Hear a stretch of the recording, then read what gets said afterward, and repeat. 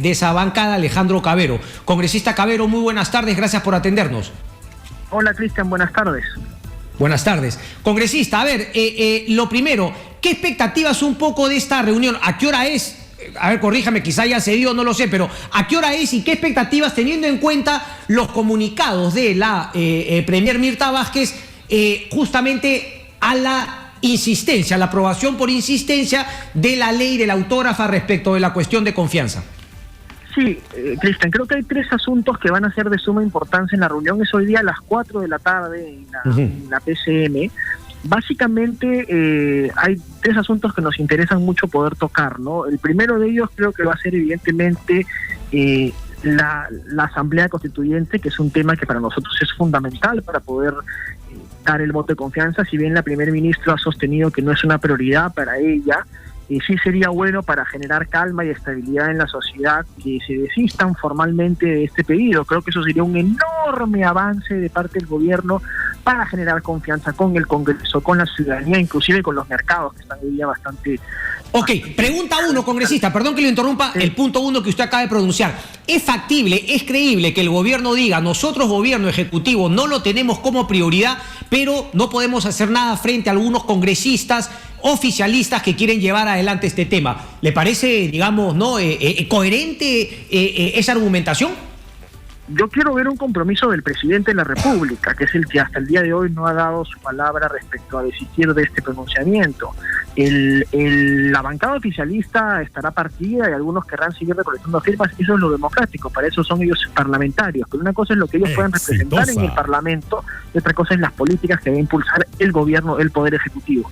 Entonces, si el presidente de la República se compromete, eso sería una tremenda señal positiva, creo yo, y de estabilidad para el país. Eso sería el primer punto que para nosotros es importante, independientemente, como te digo, de lo que hagan sus parlamentarios. Como segundo punto, es evidente que la cuestión de confianza vamos a ir a explicar a la primer ministro por qué es que esta es una norma perfectamente constitucional, cuál ha sido el tenor de lo que ha aprobado el Parlamento el día de ayer. Yo estoy convencido de la constitucionalidad, la legalidad y sobre todo la legitimidad de lo que hemos hecho ayer. Esto no está, ojo, restringiendo ni poniéndole una camisa de fuerza al gobierno ni nada por el estilo. El presidente de la República puede seguir haciendo cuestión de confianza, solamente que sobre políticas de Estado, que es diferente. O sea, el presidente de la República puede ir y decir al Congreso, señores, quiero que ustedes aprueben una norma sobre un determinado tema y yo hago cuestión de confianza sobre eso, o hago cuestión de confianza sobre un ministro por una política que este ministro esté defendiendo. Lo que hemos aprobado ayer es que no se puede hacer cuestión de confianza por reformas constitucionales. Y esto es evidente, eso no es restringir la Constitución, porque hoy ya la Constitución ya establece, por ejemplo, que el presidente de la República no puede observar las reformas constitucionales aprobadas por el Congreso, que además tiene monopolio en la aprobación de reformas constitucionales, así lo establece el 106 de la Constitución. Entonces, sería absurdo que se pueda hacer confianza cuando no se puede ni siquiera observar la norma. Eso como primer punto, ¿no? Y como segundo punto es evidente pues que los términos de la aprobación de la confianza se deben dar en función de lo que sostiene el Congreso. ¿Por qué otro poder del Estado tendría la posibilidad de interpretar el sentido de las votaciones del Parlamento? Eso sí sería más bien una violación al equilibrio de poderes. Entonces lo único que se ha hecho ayer, Cristian, no es una reforma constitucional, es básicamente delimitar y precisar el ejercicio de la cuestión de confianza para que esté justamente dentro de los cánones constitucionales. Esto no entonces le van a explicar esto, pero digamos, también coincidiría en que finalmente si es que el Ejecutivo insiste en este tema de creer que es inconstitucional, pues que vayan al Tribunal Constitucional. Por supuesto, tienen el derecho ellos de presentar los recursos jurídicos que consideren convenientes y el TC resolverá en su momento. Pero mira, dicho sea de paso, Cristian, me has hecho recordar algo interesante.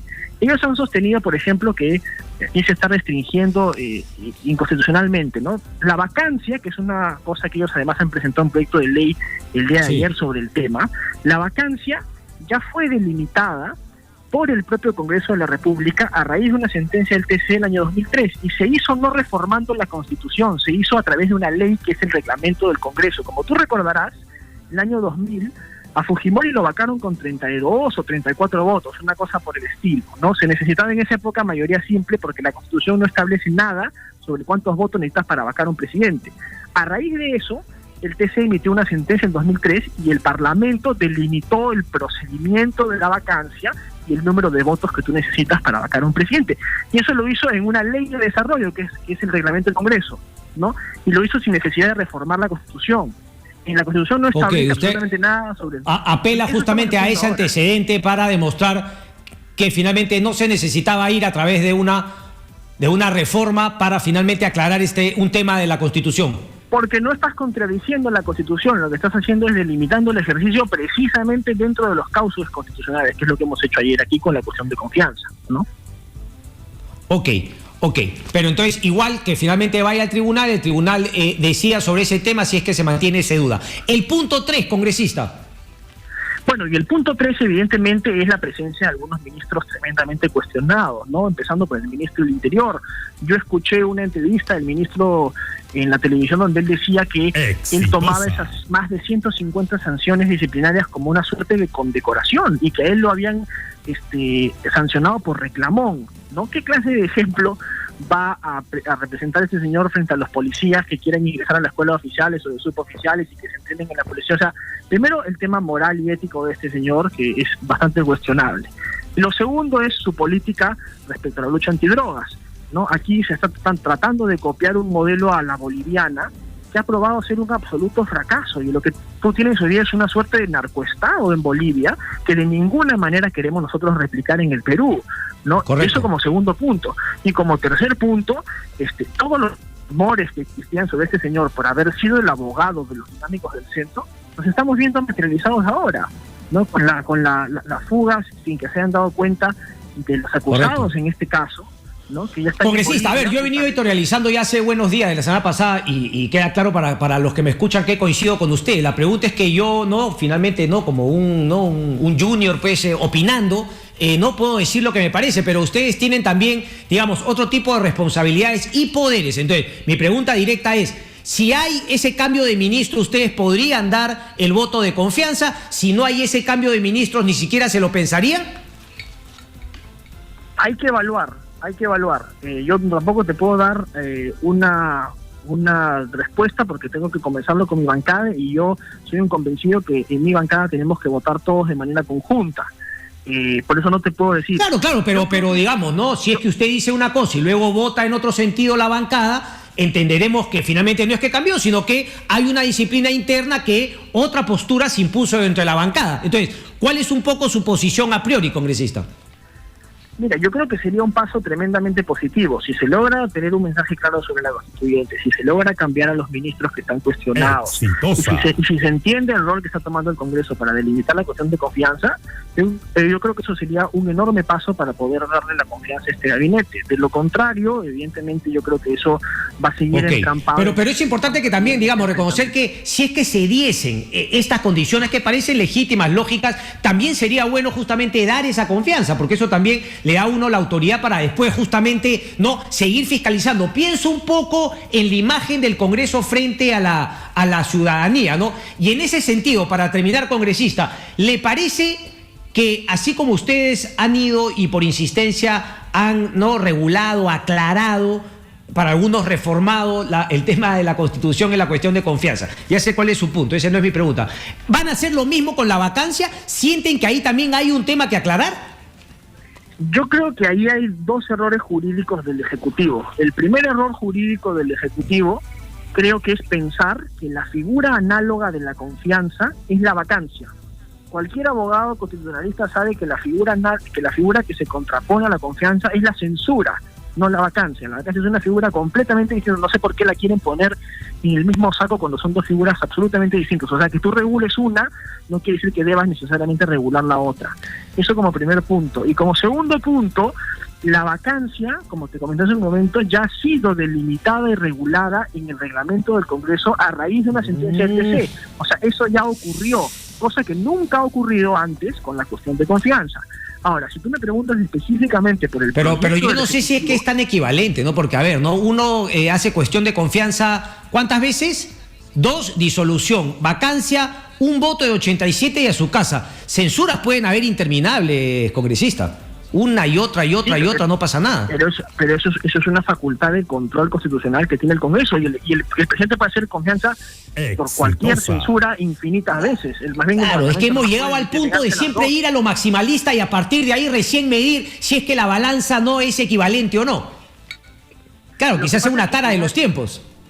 Lo que pasa es que finalmente creo yo, Cristian, que nosotros, el Parlamento, siendo los representantes del pueblo, el Ejecutivo tiene que adecuarse al sentir de los ciudadanos y de los representantes del pueblo, no al revés, porque los elegidos por los ciudadanos y por voto popular somos nosotros, no los ministros de Estado. Pucha, entonces, pero ahí me está hablando un poquito ya como el discurso de Perú Libre, ¿no? El pueblo, está bien, pero ustedes tienen también unos representados. Habría que preguntarle a los representantes, a sus colegas, si es que finalmente conectan o no con su población, con sus representados. Congresista, ahí nos habíamos quedado en una polémica interesante, pero yo le preguntaba entonces, ¿usted no siente que digamos que toca también aclarar la vacancia? Eso ya fue hecho en el tema del 2000 y siente que finalmente no son equivalentes vacancia y cuestiones de confianza. Tengo una cosa adicional sobre eso que me parece también interesante. Mira tú, en el proyecto que ha propuesto el Ejecutivo, ahí se propone, digamos, cambiar la incapacidad moral por incapacidad mental. O sea, en realidad, en buena cuenta, eliminar la capacidad del Congreso de hacer un juicio político al presidente de la República. Pero bajo esa lógica, lo que ocurriría es que el día de mañana el presidente de la República podría asesinar a alguien a sangre fría, ¿no? Y no habría ninguna posibilidad. Lo explicó justamente ayer el doctor Muar Cairo, ¿no? Porque claro, quedaban acotadas esas posibilidades, más allá de una incapacidad mental o física, quedaba acotada creo que a 4 delitos, y si pasaba la figura que usted plantea, pues nada podía pasar, cosa que también es una locura en ese proyecto. Así es, y tú te podrás quedar con 5 años con un presidente que ha matado a sangre fría a alguien y que no puede ser removido. O sea, eso sería terrible. Dentro de todo, Cristian, la causal de incapacidad moral es una válvula de escape para las crisis políticas, y la razón por la que se exigen 87 votos es porque el propio número ya es de por sí un candado para el presidente. Ya, pero congresista, entonces seamos honestos, pongamos en la Constitución más bien la figura del juicio político, una especie de impeachment o qué sé yo, pero no utilicemos una figura como eso cuando no lo es. Ahora, la figura del juicio político ha sido reconocida por diversas sentencias del Tribunal Constitucional. Es más, en la vacancia por incapacidad moral se considera jurídicamente, y a raíz de la jurisprudencia del Tribunal Constitucional, se considera un tipo de juicio político diferente al juicio político del artículo 99, pero sí se considera un tipo de juicio político específico para el presidente. Tanto es un juicio político que su procedimiento está reglamentado en el reglamento del Congreso y tiene derecho de defensa. El presidente acude en determinado momento a defenderse al pleno. O sea, es un juicio político, existe, está contemplado de esa manera, ¿no? Y justamente lo que le da al presidente la seguridad y el candado es los 87 votos. Tú realmente, para que 2/3 del Congreso quieran vacarte, es porque hay un nivel de crisis política y de confrontación tal que hace inviable la continuidad de la estabilidad política. En este momento, Cristian, seamos muy sinceros, no existen 87 votos para vacar a nadie. Hoy día no los hay, ¿no? Pero ahí, por ejemplo, me da curiosidad, ¿no? O sea, ¿usted cree que si las habrían, es decir, usted votaría a favor? La pregunta, más que a los 87 votos, la pregunta es, ¿existe una razón para abocarlo por incapacidad moral, ya sea a este presidente Castillo o a Perico Los Palotes? Yo hoy día creo que sí existen varias razones de incapacidad moral. Varias razones de incapacidad moral. Varias razones de incapacidad moral, entonces, ergo, no ameritaría una vacancia. Sí, pero el día de hoy eso no es un escenario posible. No es un escenario posible en el Parlamento. Hoy día eso no está en discusión, nadie lo ha propuesto, no se está discutiendo. Y entonces hoy día, pero irnos al extremo de decir que solo lo puedes sacar porque tiene que estar loco, también es un extremo que nos puede hacer tener un presidente incapaz moral permanente gobernándonos por 5 años. Pero por eso, pues entonces acotemos así como se ha acotado, qué significa, en qué casos, y no esta amplitud de que pueda ser cuestión de confianza respecto de todo, una locura que también plantean algunos. Bueno, aclaremos qué es incapacidad moral en términos de investigaciones, delitos, etcétera. Yo creo que sí se puede acotar qué cosa se interpreta por incapacidad moral, pero también creo que tiene que existir un nivel de discrecionalidad del Parlamento, porque es un juicio político, y al ser un juicio político, lo que importa es que tú logres conseguir los votos, que finalmente es el raciocinio y el escrutinio y el razonamiento de 87 parlamentarios representantes del pueblo. O sea, al final del día también es un juicio de valoración política, más allá de valoración propiamente jurídica o de si cumple con una taxatividad jurídica, ¿no? Entonces, yo en ese sentido sí creo que es difícil vacar a un presidente. Es 2/3 del Parlamento, 87 parlamentarios tienen que tomar esa decisión. Quizás eso sería más fácil en el Parlamento anterior porque habían 73 fujimoristas. Hoy día eso no es así, hoy día en el Parlamento sí, pero posteriormente no hubo 73, igual finalmente se le vacó a Martín Vizcarra. Más bien uno diría, bueno, en una situación como la que ocurrió a Martín Vizcarra, esa podría ser una causal, coincidencia, esos serían los temas justamente de acotar, porque también parecía una locura que un presidente con todas las investigaciones que tenía finalmente no se ha mantenido en su puesto, más allá de nuevamente tocar otro tema fundamental que es la justicia que tarda, ¿no? Y que finalmente no sentencia, sino investiga de manera perpetua. Pero bueno, ese es otro tema. 3 de la tarde entonces la reunión, congresista. Sí, 3 de la tarde. Solamente para acotar una cosita, Cristian, sobre lo que dijiste de Martín Vizcarra. En el caso de Martín Vizcarra, por ejemplo, recordemos que Martín Vizcarra, cuando disuelve el Congreso, él no manda ni una lista al Parlamento. Él no tenía una bancada que lo defendiera en un juicio político cuando fue vacado por 105 votos. Entonces, hay que entender también que la gobernabilidad pasa por ambos lados. Hoy día el presidente tiene una bancada que él ha colocado de 37 parlamentarios y aliados conjuntos por el Perú, lo que hace que en realidad tú para vacar al presidente hoy necesites prácticamente la unanimidad de la oposición. Entonces, los escenarios son diferentes. Yo creo que hoy día la vacancia ni siquiera está pensada, ni siquiera es posible.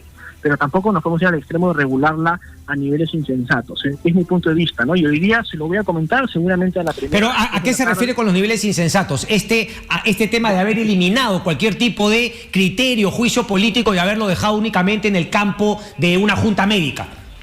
Así es. Okay. Pero sin embargo, ¿no le parece que lo que está ahora también podría ser perfectible y acotado?